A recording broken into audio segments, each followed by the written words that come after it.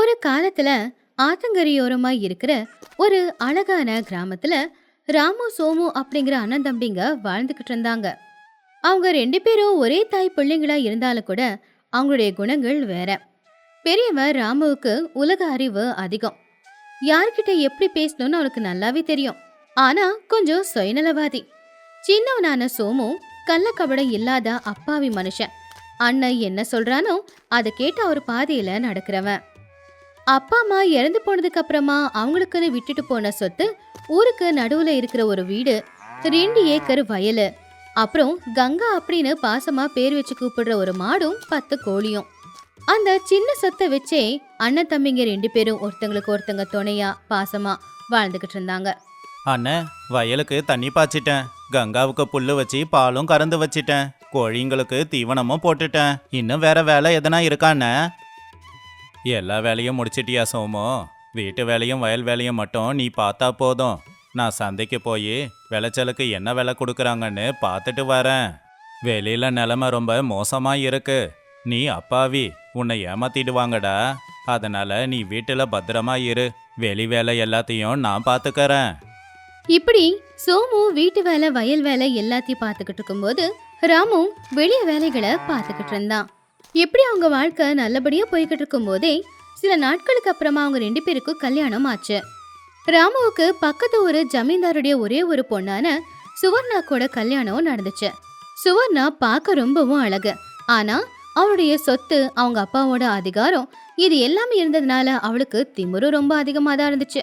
சோமுவுக்கு அதே ஊரை சேர்ந்த ஒரு சாதாரண விவசாயியோட பொண்ணு சுமதி கூட கல்யாணம் ஆச்சு. சுமதி பணக்கார வீட்டு பொண்ணு இல்ல. அவளுக்குன்னு சொத்து பத்து எதுவுமே இல்லைனாலும் அறிவுலையும் அடக்கத்திலையும் அவ பெரிய பணக்காரி. அவளுடைய முகம் கலையா இருந்துச்சு. அவ முகத்துல ஒரு சிரிப்பும் எப்பவுமே இருக்கும். ஆனா 2 பொண்ணுங்க எப்ப அந்த வீட்டுல காலடி எடுத்து வச்சாங்களோ 2 சகோதரர்களுக்கு நடுவுல இருந்த அந்த அன்பு உடைஞ்சு போச்சு. என்ன சுமதி, இன்னும் பால் காய்ச்சலையா? எனக்கு காலையிலே பால் குடிக்கிற பழக்கம் இருக்குன்னு தெரியல. போ, காய்ச்சி கொண்டு வா. ஆ சரிக்கா, இதோ இப்பவே கொண்டு வரேன். ஏங்க, இந்த வீடு எனக்கு சுத்தமா பிடிக்கல. ஒரே மண்ணு. இந்த வீட்ல தான் உன் தம்பி பொண்டாட்டியும் வேற இருக்கா. நாமளும் இங்கதான் இருக்கணுமா என்ன? இத்தனை நாளா நாம இங்க தானே இருந்தோம், பொறுத்துக்கோ. உங்களுக்காக பொறுத்து போறதுக்கா எங்க அப்பா உங்களுக்கு கட்டி கொடுத்தாரு. நான் ஜமீன்தார் வீட்டு பொண்ணு. உங்க தம்பிக்கிட்டயும் தம்பி பொண்டாட்டிக்கிட்டயும் சொல்லுங்க, இந்த வீட்டு வேலையெல்லாம் இனிமே அவங்க தான் செய்யணும். நான் மகாராணிய வாழ வந்தவ. அன்னையிலிருந்து சோமு சுமதியோட வாழ்க்கையே நரகமாயிடுச்சு. சுவர்ணா வார்த்தைகளாலேயே அவங்க 2 பேரையுமே கஷ்டப்படுத்த ஆரம்பிச்சா. பாவம் சுமதி காலையிலே எழுந்திருச்சு வீட்டை பெருக்கி வாசல பெருக்கி கோலம் போட்டு சமையல் வேலை மத்தபடி எல்லா வீட்டு வேலையுமே அவதான் செஞ்சுக்கிட்டு இருந்தா. இன்னொரு பக்கம் சோமு காலையில எழுந்திரிச்சதும் வயலுக்கு போய் அங்க கஷ்டப்பட்டு வயல் வேலைகள் எல்லாத்தையும் அவன் தான் செஞ்சுக்கிட்டு இருந்தான். சுமதி மதியம் சமைச்சு கொடுத்த சாப்பாட்டை பார்த்து சுவர்ணா குறை சொல்ல ஆரம்பிச்சா. என்ன சுமதி இது, உனக்கு சமைக்க கூட வராதா? இந்த குழம்புல உப்பு காரமே இல்ல. உங்க வீட்டுல உனக்கு சமைக்க கூட சொல்லி கொடுக்கலையா? நான் ஜமீன்தார் வீட்டு பொண்ணு, எப்படி சாப்பிட்டவ தெரியுமா? ராமு இதெல்லாம் பாத்துக்கிட்டு இருந்தாலும் அவனால எதுவுமே சொல்ல முடியல. ஆனா பொண்டாட்டி கொண்டு வந்த பணத்துல அவனும் அவனுடைய வாழ்க்கைய சந்தோஷமா வாழ பழகிட்டான். இப்படி இருக்கும்போது ஒரு நாள், என்னங்க, நாள் பூரா கஷ்டப்பட்டு எல்லா வேலை செஞ்சாலும் அக்கா ஏதாவது சொல்லி என்ன திட்டிக்கிட்டே இருக்காங்க. நீங்க ஒரே ஒரு வார்த்தை உங்க அண்ணன் கிட்ட இத பத்தி பேசக்கூடாதா? நான் என்ன பண்ணுவேன் சுமதி? அண்ணன் இப்ப முழுசா அண்ணியோட பேச்ச மட்டும்தான் கேட்கறாரு. நான் போய் எதனா சொன்னா எங்களுக்குள்ள சண்டைய மூட்டி விட பாக்குறியான்னு கேட்பாரு. கொஞ்ச நாள் பொறுமையா இரு, எல்லாம் சரியாயிடும். ஆனா எதுவுமே சரியாகல. சுவர்ணாவோட அதிகாரம் நாளுக்கு நாள் அதிகமாச்சு. ஒரு நாள் சுமதி பால் வித்து கொண்டு வந்த பணத்தை சுவர்ணா மொத்தமா வாங்கிக்கிட்டா. அக்கா, அந்த பணத்துல பாதி கொடுத்தனா என் வீட்டுக்காரருக்கு புது துணி வாங்கலான்னு இருக்கேன். பணமா? உனக்கும் உன் வீட்டுக்காருக்கும் இந்த வீட்டுல தங்க இடம் கொடுத்ததே பெருசு. இங்க இருக்கிற எல்லாம் எங்களுக்கு சொந்தம். பணம்லாம் உனக்கு கொடுக்க முடியாது. அந்த வார்த்தைய சுமதியால தாங்கிக்க முடியல. அன்னைக்கு அவளுக்கு கோவம் வந்து அவளும் சண்டை போட ஆரம்பிச்சா. அந்த சண்டையில அந்த குடும்பம் 2ஆ உடைஞ்சது. இனி இப்படியே விட்டா சரி வராது அப்படின்னு சொல்லி அவங்க பஞ்சாயத்துக்கு போனாங்க. ஊர் பஞ்சாயத்து கூடுச்சு. ஊர் பெரிய மனுஷங்களும் இருந்தாங்க. ஊர்க்காரங்க எல்லாரும் கூட பஞ்சாயத்துக்கு வந்திருந்தாங்க. ராமு, சோமோ, சின்ன வயசுல இருந்தே ஒற்றுமையா வாழ்ந்தவங்க நீங்க. இப்ப பொண்டாட்டிங்க பேச்ச கேட்டு எதுக்கு பிரியறீங்க? கொஞ்சம் பொறுத்துக்கலாமே. இல்ல, இவங்க கூட சேர்ந்து வாழ வேண்டிய அவசியம் எங்களுக்கு இல்ல. எங்களுக்கு வர வேண்டிய சொத்தை எங்களுக்கு பிரிச்சு கொடுத்துருங்க. நாங்க தனியாவே போய்க்கிறோம். அப்போ தலைவர் சோமுவை பார்த்தாரு. சோமு தலைகுனிஞ்சு நின்னுக்கிட்டு இருந்தான். அவன் பக்கத்துல இருந்த அவனுடைய பொண்டாட்டியான சுமதி மட்டும் தைரியமா, ஐயா, அக்கா தனியா போகணும் அப்படின்னு முடிவெடுத்ததுக்கு அப்புறம் நாங்க ஒன்னா இருக்க விருப்பப்படல. தயவு செஞ்சு சொத்தை பிரிச்சிடுங்க. வயலை பாதி பாதியா எடுத்துக்கலாம். ஆனா ஒரு வீடு, ஒரு மாடு, 10 கோழிய எப்படி சரிசமமா எடுத்துக்கிறது? 2 ஏக்கர் வயலை ஆளுக்கு ஒரு வயலா பிரிச்சுக்கலாம். ஆனா வீட்டில் இருக்கிற 10 கோழியையும் மாட்டையும் எப்படி பிரிக்கிறது? அந்த மாட்டையும் கோழியையும் நீங்க எப்படி பங்கு போட்டுக்கிறீங்களோ நீங்களே பார்த்துக்கோங்க. உங்க அறிவு என்னன்னு பார்க்கறேன். சுவர்ணா அது கேட்டு சந்தோஷப்பட்டான். அப்பாவியான சோமுவையும் அவனுடைய மனைவியையும் ஏமாத்துறதெல்லாம் ஒரு விஷயமா அப்படின்னு நினைச்சா. 2 குடும்பமும் வீட்டுக்கு வந்ததுக்கு அப்புறம், இந்த குடும்பத்துல நாங்க மூத்தவங்கன்றதுனால இந்த ஓட்டு வீடு எங்களுக்கு சொந்தம். இந்த வீட்டுக்கு முன்னாடி இருக்கிற வாசலும் எங்களுக்கு தான் சொந்தம். பின்னாடி ஒரு பழைய குடிசை இருக்குல்ல, நீங்க பின்பாகத்தை எடுத்துக்கோங்க. சோமு அப்பாவியா சரின்னு சொன்னா சுமதியும் எதுவும் சொல்லல. அப்புறம் வயல், ஆத்துக்கு பக்கத்துல நீர் வசதியோட இருக்கிற வயலை எங்களுக்கு வேணும். இன்னொரு பக்கத்துல இருக்கிற வயலை நீங்க எடுத்துக்கோங்க. சோமு அதுக்கும் சரி அப்படின்னு சொன்னான். இப்போ முக்கியமான விஷயம், 10 கோழி இருக்கு, 5 உங்களுக்கு, 5 எங்களுக்கு. அதுக்கு சோமு ஏதோ சொல்ல போகும்போது சுமதி அவனை தடுத்து, சரிக்கா, இதுல எங்களுக்கு சம்மதம் தான் அப்படின்னு சொன்னான். இன்னும் மிச்சம் இருக்கிறது ஒரு மாடு, அதை வெட்டி பாதி பாதி எடுத்துக்க முடியாதுல, அதனால அந்த மாட்டோட முன்பகுதி எங்களுக்கு சொந்தம், அந்த மாட்டோட பின்பகுதி உங்களுக்கு சொந்தம். இதுக்கு சம்மதனா சரின்னு சொல்லுங்க. இத கேட்டு சோமு ரொம்பவே ஆச்சரியப்பட்டான். அது எப்படி அண்ணி? ஏன், முன்னாடி பாகம் எப்பவுமே கௌரவமா இருக்கும், பின்னாடி பாகம் தான் அசிங்கமா இருக்கும். என்னால சுத்தமெல்லாம் செஞ்சுக்கிட்டு இருக்க முடியாது, அதெல்லாம் உன் பொண்டாட்டி செய்வா, நான் பாத்துக்கிறேன். சோமுவுக்கு ஒண்ணுமே புரியல. ஆனா சுமதி தைரியமா, நீங்க சொன்னது சரிக்கா, அதுக்கு நான் ஒத்துக்கிறேன் அப்படின்னு சொன்னா. சுவர்ணா அதை கேட்டு ரொம்ப சந்தோஷப்பட்டா. புத்திசாலித்தனமா அந்த அப்பாவிங்களை ஏமாத்திட்டோம் அப்படின்னு அவன் நினைச்சா.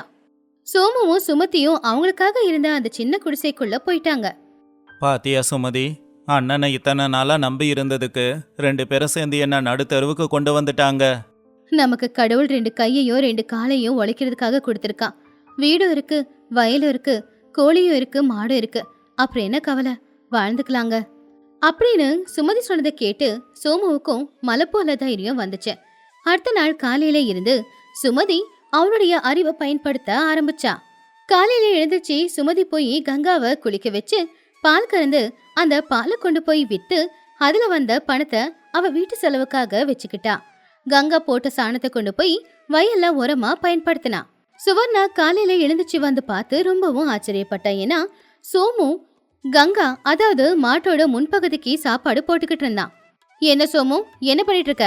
கங்காவுக்கு சாப்பாடு போடுறேன். அதோட முன்பகுதி எனக்கு சொந்தம், அதுக்கு சாப்பாடு போட வேண்டியதும் நான் தான். நீ எதுக்கு போட்டுக்கிட்டு இருக்க? மன்னிச்சிடுக்கா, கங்கா பசியோட இருக்காளேன்னு அவர் தெரியாம போட்டுட்டாரு. கணக்குப்படி முன்பகுதி உனக்கு தான் சொந்தங்கிறதுனால தினமும் தவறாம வந்த கங்காவுக்கு சரியா சாப்பாடு கொடுத்துரு, நான் கங்காவோட பின்பகுதி எல்லாத்தையும் பாத்துக்கிறேன் அப்படின்னு தைரியமா சுமதி சொன்னதை கேட்டு சுவர்ணா ஆச்சரியப்பட்டா. ஏன்னா அப்பதான் அவளுக்கு புரிஞ்சுது அவ எவ்வளவு பெரிய தப்பு பண்ணிருக்காங்கிறது. இப்போ சுவர்ணா கங்காவுக்கு சாப்பாடு மட்டும் தான் கொடுக்கணும், அவளுக்கு எந்த பயனும் இல்ல. ஏன்னா மாடு சாணம் போடுறதும் பால் கறக்குறதும் பின்பகுதியில இல்லையா. வேற வழி இல்லாம தினமும் அந்த மாட்டுக்கு தீவனத்தை மட்டும்தான் சுவர்ணா போட்டுக்கிட்டு இருந்தா. இப்படியே நாட்களும் போச்சு. சுமதியும் சோமுவும் வயல்ல கஷ்டப்பட்டு உழைச்சு விளைச்சல விளைய வச்சது மட்டும் இல்லாம கங்கா கொடுக்கிற பாலையை கொண்டு போய் வித்து பணத்தை சம்பாதிச்சாங்க. சோமுவோட வயல் மட்டும் விளைச்சலோட பார்க்க பச்சை பசேல்னு இருந்துச்சு. ஆனா ராம சுமர்ணாவோட நிலைமை கவந்து போச்சு.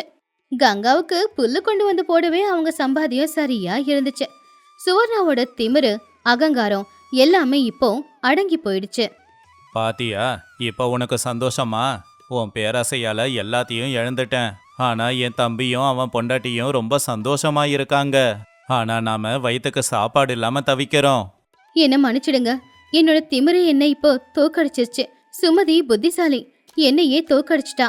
அன்னைக்கு சாயந்தர நேரம் ராமு சுவர்ணா 2 பேரும் அவங்களுடைய தம்பி வீடான சோமுவோட வீட்டுக்கு போனாங்க. என்ன மன்னிச்சிடு சுமதி, நீ ரொம்ப புத்திசாலி. நான் தான் பேராசையில நிறைய தப்புகளை பண்ணிட்டேன். நீங்க ஏதோ தப்பா நினைக்கலனா நாம எல்லாரும் மறுபடியும் ஒன்னாவே இருக்கலாம். அக்கா, நீங்க பண்ண தப்ப நீங்க புரிஞ்சுக்கிட்டீங்கல்ல, அதுவே போதும். நாம எப்பவுமே ஒரே குடும்பம் தாக்கா. அப்படி அன்னையில இருந்து அந்த 4 பேரும் மறுபடியும் ஒரே குடும்பமா சேர்ந்து வாழ ஆரம்பிச்சாங்க. ஆனா இந்த தடவை அந்த வீட்டுல யாரோட அதிகாரமும் இல்ல, யாரும் யாருக்கும் இளைச்சவங்களும் இல்ல, எல்லாரும் எல்லாருக்குமே சமந்தான். இந்த கதையில இருக்கிற நீதி, பணம் இருக்கு அப்படிங்கிற திமிரு தலைக்கு ஏறி பணம் இல்லாதவங்கள நம்ம மட்டமா நடத்த நினைச்சோம்னா அந்த கடவுள் ஒரு நாள் ஓங்கி நம்ம மண்டையில ஒரு கொட்டு கொட்டுவான். அப்போ நாம எல்லாரும் தரையோட தரையா போக வேண்டியதுதான். ஒரு காலத்துல ஒரு கிராமத்துல லக்ஷ்மி பாட்டி அப்படிங்கிற ஒரு பாட்டி ஊர் எல்லையில வாழ்ந்துட்டு இருந்தாங்க. பாட்டியோட புருஷன் போய் 10 வருஷம் ஆச்சு. பிள்ளைங்க யாரும் அவங்கள கவனிக்கிறது இல்ல. அவங்க தனியா தான் வாழ்ந்துகிட்டு இருந்தாங்க. பாட்டி அவங்க வீட்டு வாசல்ல கொஞ்சம் காய்கறிகளை விளைய வச்சுக்கிட்டு இருந்தாங்க. அந்த விளைஞ்ச காய்கறிகளை கொண்டு போய் சந்தையில வித்துதான் வர வருமானத்துல அவங்க வாழ்க்கையை ஏதோ வாழ்ந்துட்டு இருந்தாங்க. ஒரு நாள் காலையில லக்ஷ்மி பாட்டி எழுந்துச்சு பார்க்கும்போது வெளியில தூறல் வந்துகிட்டு இருந்துச்சு. அந்த சின்ன சின்ன தூறல் பெரிய மழையா மாறி பயங்கரமா மழை பெஞ்சுக்கிட்டு இருந்துச்சு. ஆகாயத்துல இருக்கிற தெரை கிழிஞ்சு போன மாதிரி ஓயாம விடாம மழை கொட்டிக்கிட்டே இருந்துச்சு. அழியோயோயோ, என்னடா மழை இப்படி கொட்டு கொட்டுன்னு கொட்டிக்கிட்டு இருக்கு. இந்த குளிருக்கு எனக்கு சூடா ஏதாவது சாப்பிடணும் போலவே இருக்கு. இந்த மழையில நல்ல சுட சுட சாதத்தை வடிச்சு அதுல நல்ல புளிப்பா இருக்கிற மீன் குழம்பு ஊத்தி சாப்பிட்டா ஆஹா, கண்ணுக்கு சொர்க்கமே தெரியும். மீன் குழம்புன்னு நினைச்சுக்கும் போதே வாயில எச்சில் ஊறுது அப்படின்னு நினைச்சுக்கிட்டாங்க.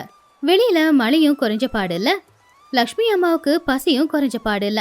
விட்டா இன்னும் கொஞ்ச நேரத்துல அவங்களுக்கு மயக்கமே வர மாதிரி இருந்துச்சு.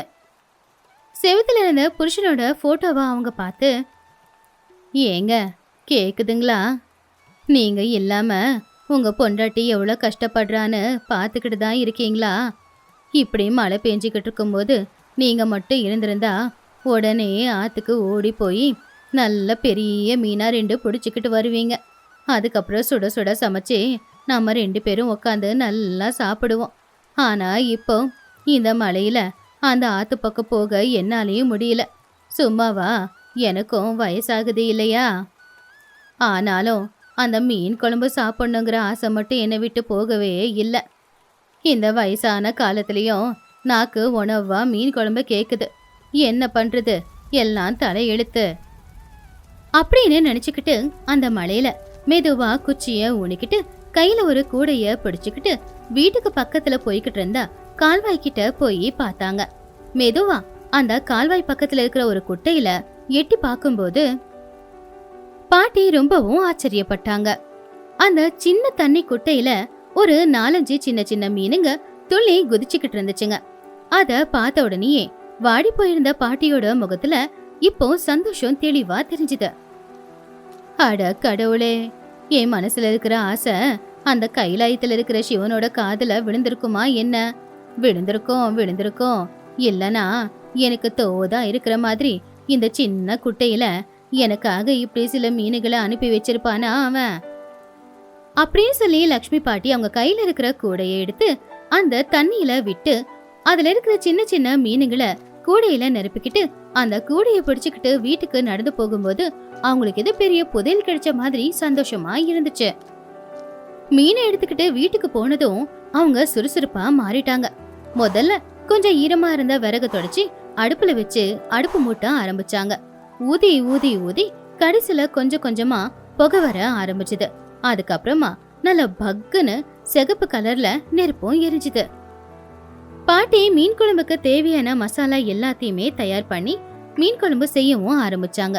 மீன் குழம்பு செய்யும் போது அதோட வாசம் அந்த வீட்டையும் தாண்டி வெளியில இருக்கிற மலையையும் தாண்டி ஊர் முழுக்க பரவ ஆரம்பிச்சுது.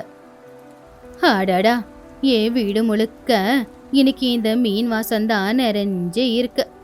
இந்த வாசம் ஊர் முழுக்க பறிவிடுச்சு. இப்போ இந்த மீன் குழம்பு தயாராயிடும். நல்ல சுட சுட சாதத்தை ஏற்கனவே வடிச்சிட்டேன். லக்ஷ்மி பாட்டியோட முகத்துல பயங்கரமான சந்தோஷம். அவங்க ஒரு தட்டை எடுத்து வச்சுக்கிட்டாங்க. அதுல வடிச்ச சுட சுட சாதத்தை போட்டுக்கிட்டாங்க. அதுக்கப்புறமா அந்த சாதம் நனையிற அளவுக்கு குழம்ப ஊத்திக்கிட்டாங்க. பக்கத்துல ஒரு மீன் துண்டையும் வச்சுக்கிட்டாங்க. சரியா கலந்து வாயில ஒரு வாய் எடுத்து வைக்கும் போது திடீர்னு அவங்க வீட்டு கதவை யாரோ தட்டுற சத்தம் கேட்டுச்சு. பாட்டி பாட்டி அப்படின்னு சின்ன பையனோட குரல் கேட்டுச்சு. அடடா, என்னடா இது, இந்த மழையில யாரு வீட்டு கதவை தட்டுறது அப்படின்னு சொல்லி பொறுமையே இல்லாம கொஞ்சம் கோவமாதான் போய் அவங்க கதவை திறந்தாங்க. அப்போ வீட்டு வாசல்ல ஒரு 25 வயசு மதிக்கக்கூடிய ஒரு ஆளும் அவருடைய மனைவியும் ஒரு சின்ன பையனும் மழையில நனைஞ்சு தொப்பக்கட்டையா நின்னுகிட்டு இருந்தாங்க. பாவம் அந்த சின்ன பையன் குளிர் தாங்க முடியாம நடுங்கிக்கிட்டு இருந்தான். அவங்கள அந்த நிலைமையில பார்த்ததும் பாட்டியோட கோவம் எல்லாம் போச்சு. அவங்க கண்ணுல வருத்தம் தான் தெரிஞ்சுது. உடனே பாட்டி அவங்கள பார்த்து, யாரும்மா நீங்க? இந்த நேரத்துல எங்க என்ன பண்ணிக்கிட்டு இருக்கீங்க? அம்மா, எங்களை மன்னிச்சிடுங்க. என் பேரு ராமு. இவ என் மனைவி சீதா. இவன் என் பையன் கோபி. நாங்க வர வழியில திடீர்னு மழை பெய்ய ஆரம்பிச்சிடுச்சு. பக்கத்துல எங்கேயுமே வீடுங்க இல்ல. உங்க வீடு தான் தெரிஞ்சது. விளக்கும் எரிஞ்சுக்கிட்டு இருந்தது. அதான் உதவி கேட்டு வந்திருக்கோம். அப்படின்னு சொன்னாரு. ஐயோ, அதனால என்னப்பா? ஏன் இன்னும் எல்லாரும் வெளியவே நின்னுக்கிட்டு இருக்கீங்க? உன் புள்ளைய பார்த்தா எனக்கு என் பேரனோட ஞாபகம்தான் வருது. வாங்க வாங்க, எல்லாரும் உள்ள வாங்க அப்படின்னு சொன்னாங்க. ரொம்ப தேங்க்ஸ் பாட்டி.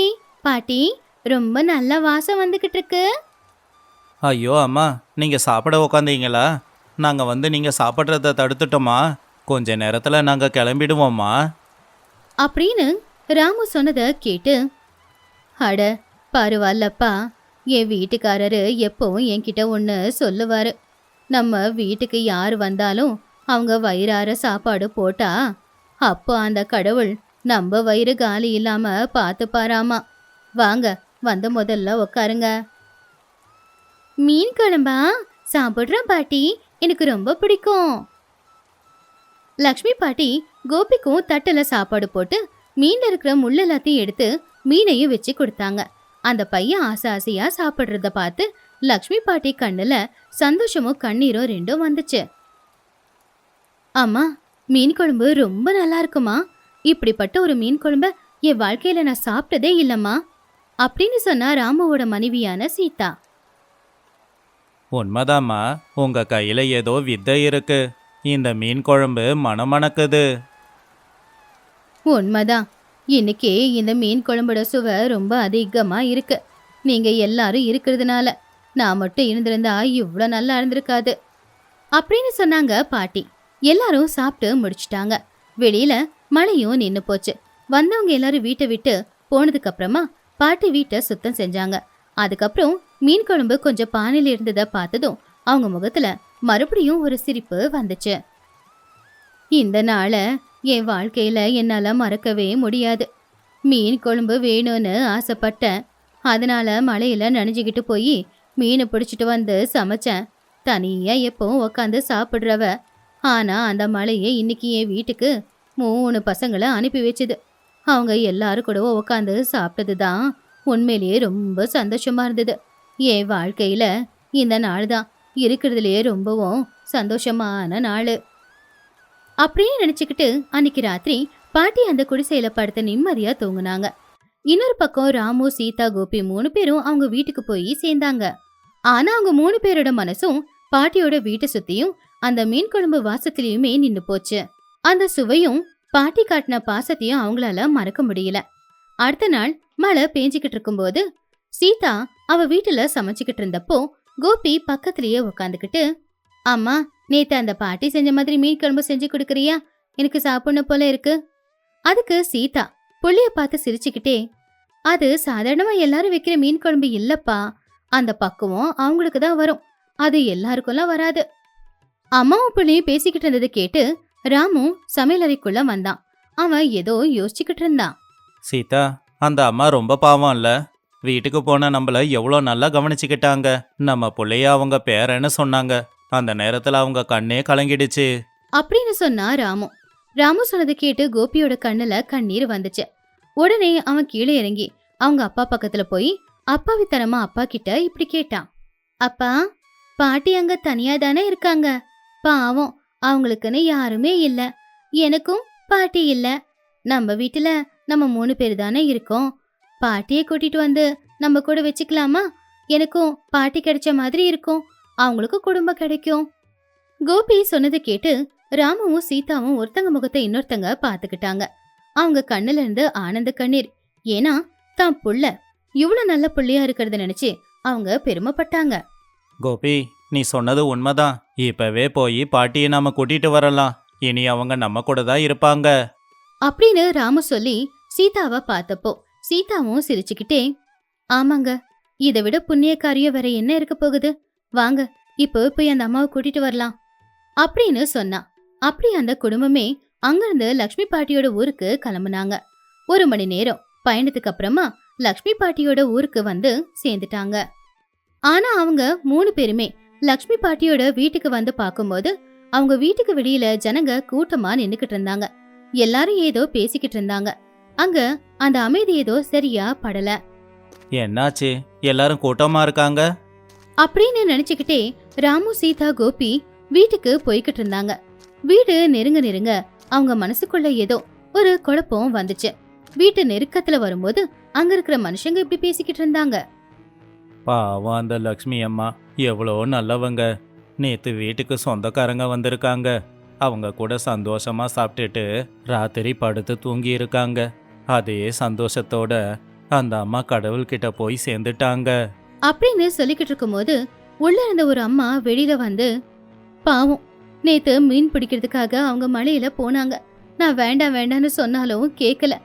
வீட்டுக்கு யாரோ சொந்தக்காரங்க வந்தாங்களாம். அவங்களுக்கு வயிறார சாப்பாடு போட்டதை நேத்து சந்தோஷமா சொல்லிக்கிட்டு இருந்தாங்க.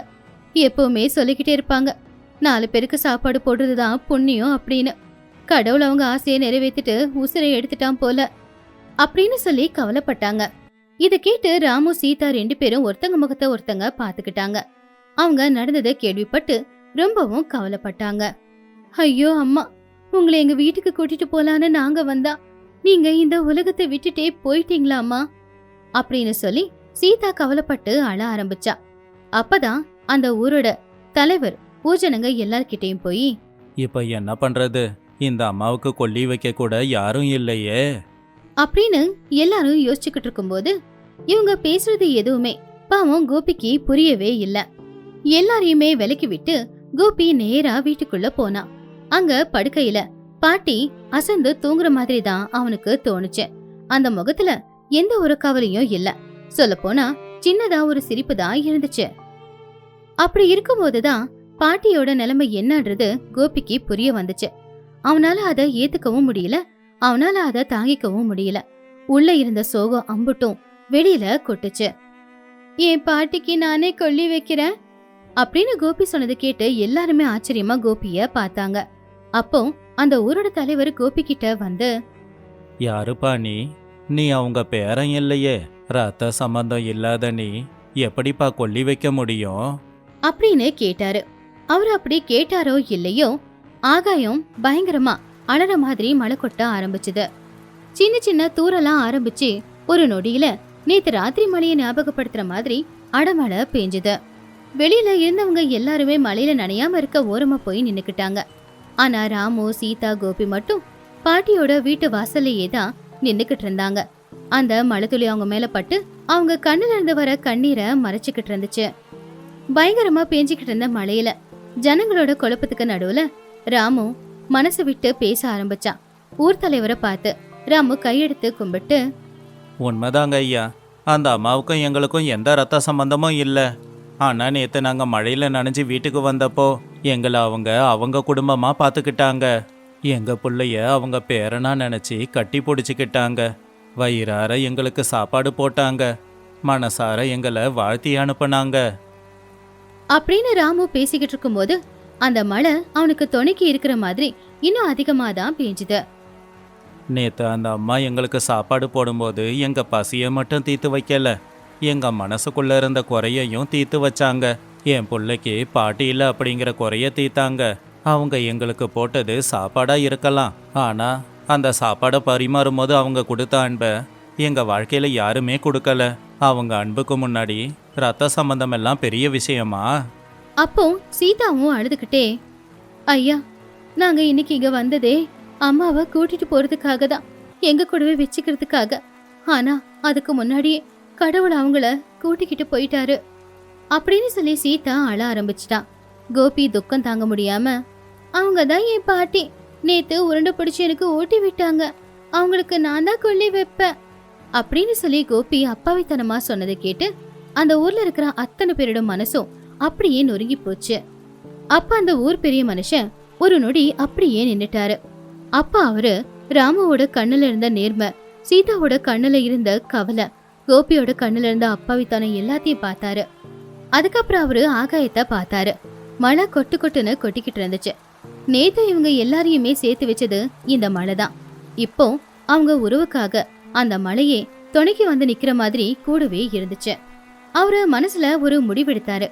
அவரு உடனே ஊஜனங்க மத்தியில வந்து நின்னு கம்பீரமான குரலால இப்படி சொன்னாரு.